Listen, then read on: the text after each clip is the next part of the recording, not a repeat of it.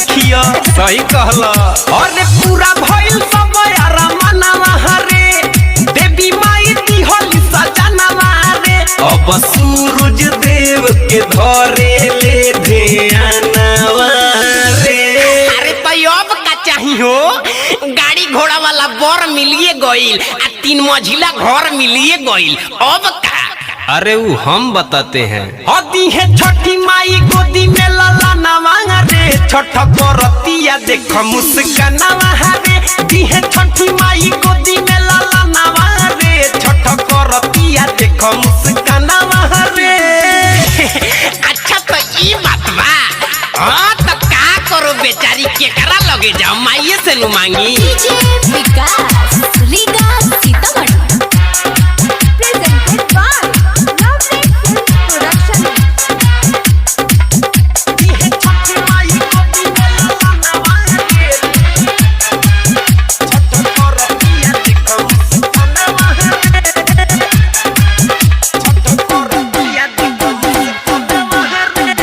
3 दिन से बिया भूखल रे, होठ झुराइल मुँह सूखल रे।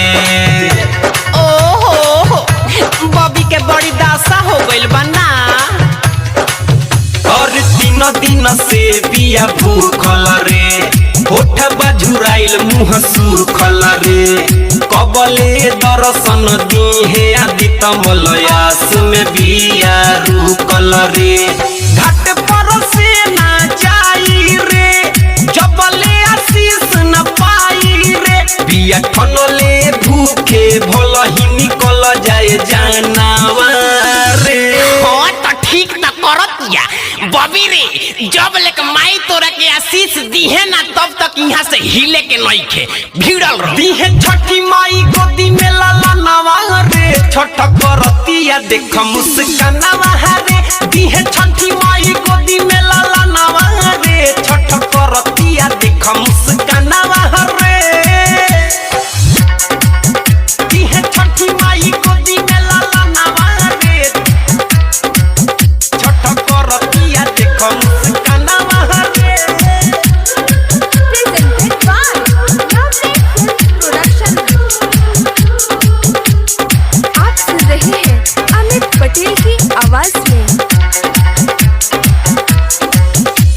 सब कुछ करा पास बाहो, एक ही गोलाल के आस बाहो। अरे तो वो मिली, एमे चिंता के का बात बा। और सब कुछ करा पास बाहो, एक ही गोलाल के आस बाहो। कबले सपना पूरा होई, सोच के मनवा उदास बाहो। पूरा कदाई छठी माई हो, दे दो एगो बबुआ खेलाई हो। तो भर दए कर हमरो इहे बकहानावा रे। ओहो आई हो राम, ए छठी माई, ए सूरज बाबा, बबी पर दया करो।